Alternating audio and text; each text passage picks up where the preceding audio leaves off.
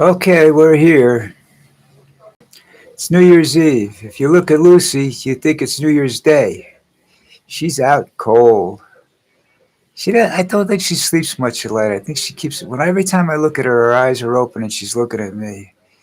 My other dog Antonio was the same way. You know, for a young girl, she sleeps a lot. But she likes to be outside. But unfortunately, I can't run with her. So and right now I don't. As you can tell, I'm not wearing glasses. I don't have glasses right now. They're being fixed. I'm having new lenses put in them. I like the frame, so it's gonna be about a week, Thursday or Friday of next week. So I'm gonna be huh? Actually watching television, I can see better. I don't know. Let me get this out. This isn't a bad place. I always put it over there, and for some reason I don't like it over there. Anyhow, I have to use reading glasses for a minute because I could. Oh no. I talked a little bit, not really much in depth, about how I feel Trump has committed a very serious treasonous act, and one that it's in the public domain now. And they should actually, if you have people in service or work for the government, you should be really, really scared right now for them. Trump went out and alluded to a fact that there was a attack made in Venezuela, which there was, on a port supposedly used for drug smuggling. It was run by the CIA, and it was a covert operation, meaning they used people within the country, they used assets, with what they call assets within the country. And that's just, something they do all the time. But they're considered ultra secret. Sometimes those are never revealed unless some investigative reporter finds out about it or something like that. But the agency itself very seldom, if ever, reveals the details or the fact that they did this operation. That's how secret these people are. That's how they keep their assets alive. Well, Trump started out with saying we hit a really big target down there. And then finally he went out and said the CIA did this, did this, did this, did this, and the administration's talking about it. Come on, folks. You know how the possibility of their assets being killed, which means we've lost the ability to maintain intelligence down there. It's just, that's just Donald Trump being Donald Trump. He wants credit for everything. I give him credit for everything. You're a scumbag, Donald. I'll give you credit for that. You smell like shit. You just, you're a horrible human being, and you put many, many people at lives at risk with your bullshit just so you could get a little bit more credit than you think you deserve, and you don't deserve anything. And neither does that moron Hegsworth that you got working for you. It's another person. It's when your administration's over and he's out of there. He's out of there. He's not going to be welcome anywhere, especially on military bases. All right, so that was the one story I took over, and let me see if I can read the other one. If the other ones are worth going here. Oh yeah, well this is something I think those of us that have been against Trump have been realizing for a long time. His foreign policy is designed to profit for him to profit from it. Now, I'm sure he's got family investments and whatnot, in oil and whatnot, and that he's going to try and do everything he possibly can. That if and when they get Maduro out of there, to go down there and take over the oil, all of it. The reason he's using it is saying that they nationalized the oil business down there and kicked out the oil companies. Well, they hurt themselves when they did that because they had nobody around to repair the refineries, but they've got everything up and close to running again, and the Chinese helped them out. But Trump says that he wants to control that oil. That it's his oil. It's our oil, which means his oil. Well, here's another story for you. I don't know exactly the year. This goes back quite a few years, but there was a takeover of American oil companies, like sort of like Aramco Oil and whatnot, by the Saudi Arabia. They nationalized the oil companies, so they're the biggest policy holder over there. Now they could have done something like that with. It was Chavez was at the time. It wasn't Maduro yet when they kicked us out of when they kicked the oil companies out of Venezuela. But they were doing so much secret stuff with the CIA down in South America. And South America really doesn't want a lot of American influence. They love the products they get from us. They love a lot of stuff that they get from us, but they don't want too much political or power influence down there from us because they just don't trust us. They went out and I forget that the dictator that we ended up putting in a place that was just the same thing that happened almost with Iran when we took the Shah out. The Khomeini came in and it turned it all around, and the same thing happened down there. I think it was Chile, and a lot of people died. They're still finding bodies. They still don't know some of the mass burial graves that were around. I don't remember the guy's name. I was just reading it before, but I don't remember now. That's just it's being old. Get used to it. You want a 17-year-old up here who hasn't actually read the article when it happened. Go ahead. They're just all they do is they don't even understand history.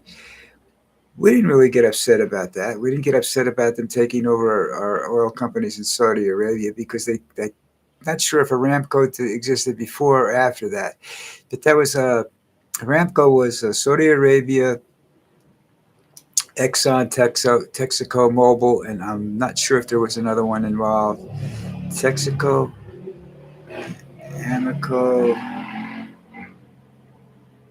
Mobil, and Shell. I think, yeah, because I think my uncle worked for Shell, and he became controller for a short period of time. They rotated it around over the company Aramco and had to live there for. I think he was in Saudi Arabia for 9 months.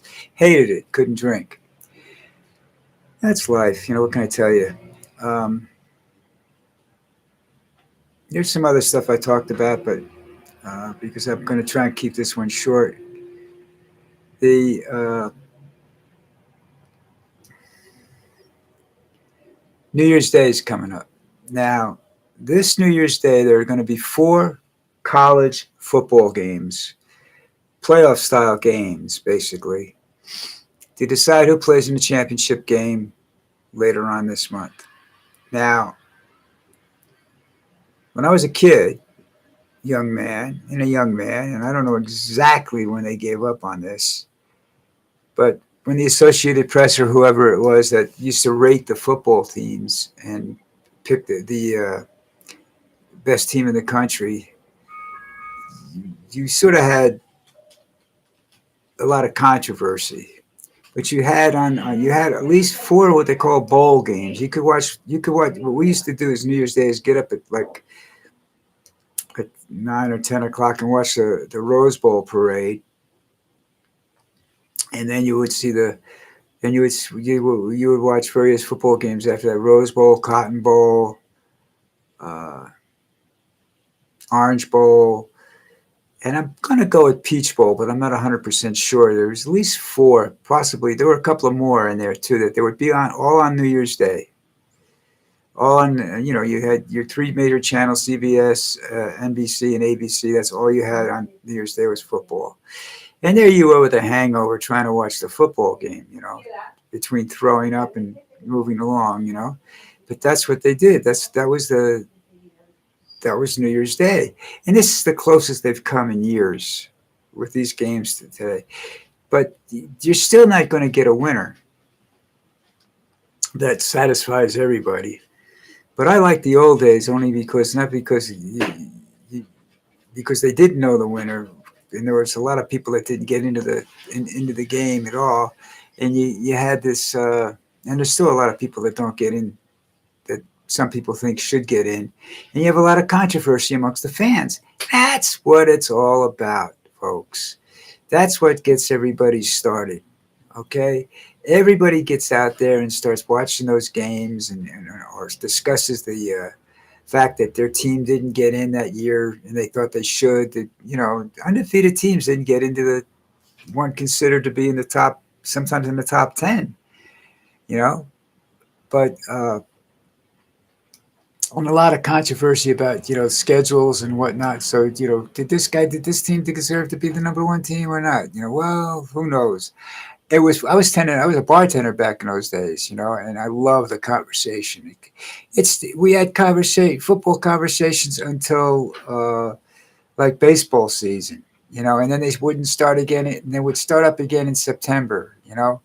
We were raw. Yeah, it's just great. It was great for business. It kept people in the place. They had drinks. They bought drinks. Made friends and everything. People made enemies sometimes, but it was great. It was just a big part of that time of year. And the same thing when I was a kid in high school, especially my senior year. That was the big discussion during football season.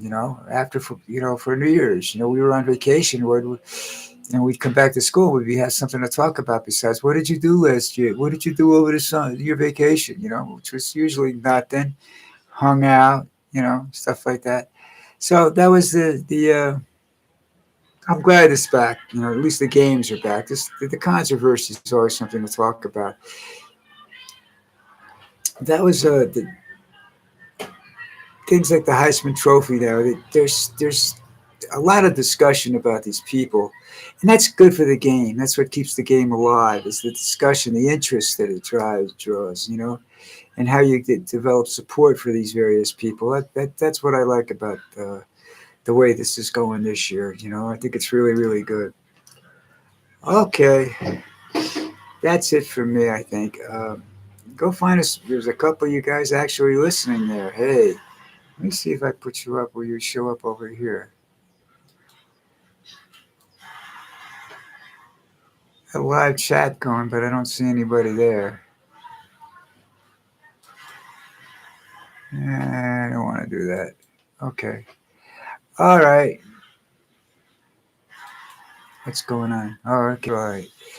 Yeah, are we still running? Okay. So that's just going to be it for me. Go find the subscribe button wherever it is on your YouTube channel and on my YouTube channel, which is, I think it's just Jeffrey Ruff, but you can see you whatever. And I'll talk to you guys. I'm going to be around tomorrow. So I'll talk to you guys tomorrow. I won't be hungover. I haven't had a drink in over 30 years now. So uh, don't miss it either. But I'll talk to you guys tomorrow. Have a great day. Stay safe. All right. Happy New Year to everybody. Stay safe. Hope to see you tomorrow.